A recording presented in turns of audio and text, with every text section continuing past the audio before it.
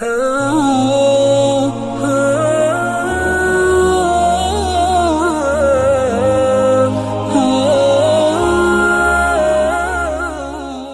کے نیچے سبسکرائب کے بٹن پہ کلک کریں، بیل کے آئیکن پہ کلک کیجئے تاکہ ہر نئی ویڈیو کی نوٹیفیکیشن آپ کو ملے۔ اطہر ندیم سوال کرتے ہیں، نمازی کے آگے سے گزرنے کے لیے کون سی چیز آگے رکھ سکتے ہیں؟ بھائی اطہر ندیم، نمازی کے آگے گزرنے کے لیے سترے کا اہتمام ہونا چاہیے، ایک آڑ کا، ایک اوٹ کا، ایک روک کا، وہ کم از کم 1 یا 2 انگل موٹی ہو اور 1.5 فٹ اونچی ہو، وہ اس کے سامنے کم از کم رکھ دیں۔ اس سے بڑی چیز بھی رکھ سکتے ہیں تاکہ نمازی کے سامنے سے کوئی گزرنا چاہے تو آرام سے گزر جائے، ورنہ حدیث پاک ہے کہ وہ 40 رکا رہے گا۔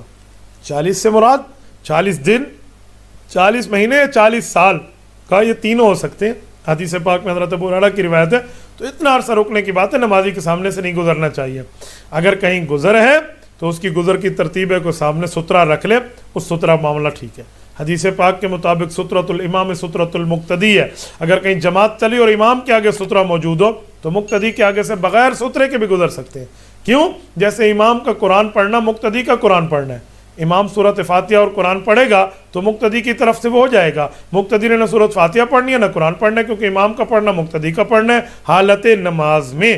اسی طرح حالت نماز میں امام کے سامنے سترہ ہے تو مقتدی کے سامنے بھی گویا کہ سترہ ہے، اگرچہ نہ پڑھو امام کے سامنے پڑھو تو مقتدی کے آگے سے بندہ گزر سکتا ہے۔ بعض لوگ ہم سے پوچھتے ہیں کہ ہمارا وضو ٹوٹ گیا، ناک نکسیر شروع ہو گئی ہے، اب میں نے نکلنا تھا، میں نہیں نکل سکا، تو میں کیسے نکلتا؟ پیچھے نماز ہو رہی تھی، میں نے کہا امام کے آگے سترہ کا، امام کے آگے جگہ موجود تھی، میں نے کہا پھر آپ صف کے آگے چل کے آ جاتے، آپ پر کوئی گناہ نہیں تھا۔ وہ تب گناہ ہو جب وہ اکیلی نماز پڑھ رہے اور آپ اس کے سامنے سے گزرے ہیں۔